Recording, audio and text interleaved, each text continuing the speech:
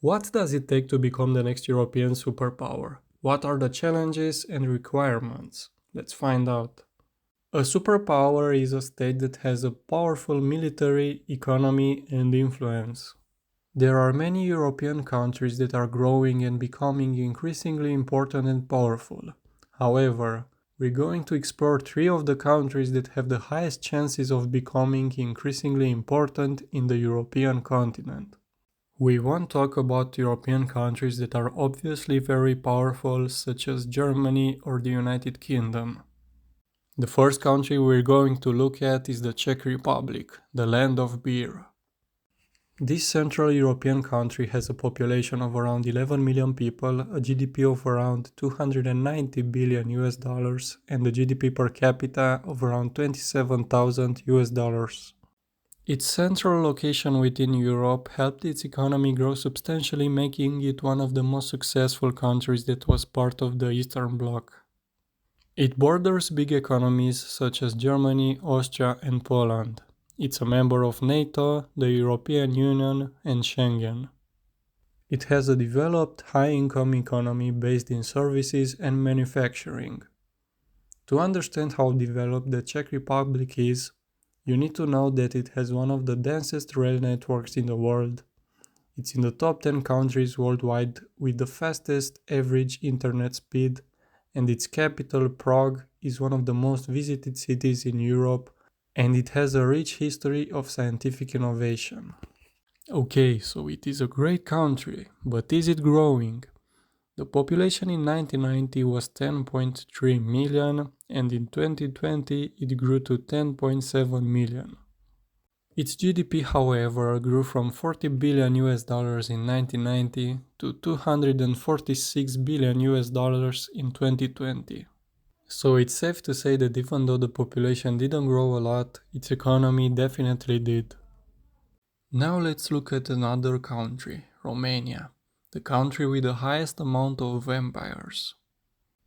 It's located in Southeast Europe. It has a high income and developed economy based predominantly on services, but it's also a producer and exporter of cars, energy, vehicle parts, metals, and agricultural products.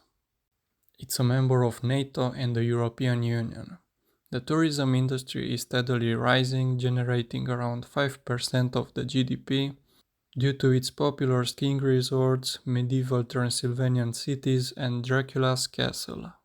Romanian researchers and inventors have made notable contributions in several fields, including flight, biology, and microbiology. This country has a population of 19 million people, almost double the population of the Czech Republic. However, while the Czech population is growing, the Romanian population is decreasing. Its GDP is around 300 billion US dollars, slightly above the Czech GDP. The GDP per capita is around 16,000 US dollars, considerably lower than that of the Czech Republic.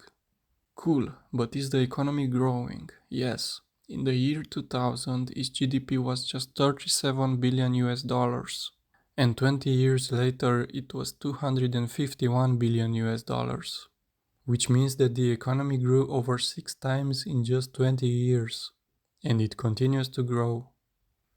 Now let's take a look at our last and perhaps the most important country on the list, Poland, the land of vodka and pierogi. This Central European country shares a border with the Czech Republic and Germany, among others. It has a stagnating population of around 38 million people and a GDP of around 690 billion US dollars, which is constantly increasing, considering that in 2000 its GDP was just 172 billion US dollars. Its GDP per capita is around 18,000 US dollars, which is also growing. It is a member of NATO, the European Union, and Schengen. The most important economic sectors in Poland are services, finance, insurance, and real estate. The Polish population isn't really growing, but its economy definitely is. There are many great things about Poland. It has the world's largest castle, great scientists including Marie Curie come from Poland, And there are plenty of jobs, having an unemployment rate of just 3%. Let's draw some conclusions and compare the three countries. The Czech Republic has the highest GDP per capita, Romania has the highest economic growth in the last 20 years, and Poland has the highest GDP and population. All of the countries share a troubled communist history and a huge recent economic growth. They suffer from brain drain and benefit from the European Union funds. Nobody can predict the future, but the numbers show that probably these countries will keep growing. They already have high standards of living compared to most of the world, and they will probably keep growing richer and more powerful. Let me know in the comments which country you think is the next European superpower. Hit the like button if you enjoyed watching and subscribe if you want to see more of my videos.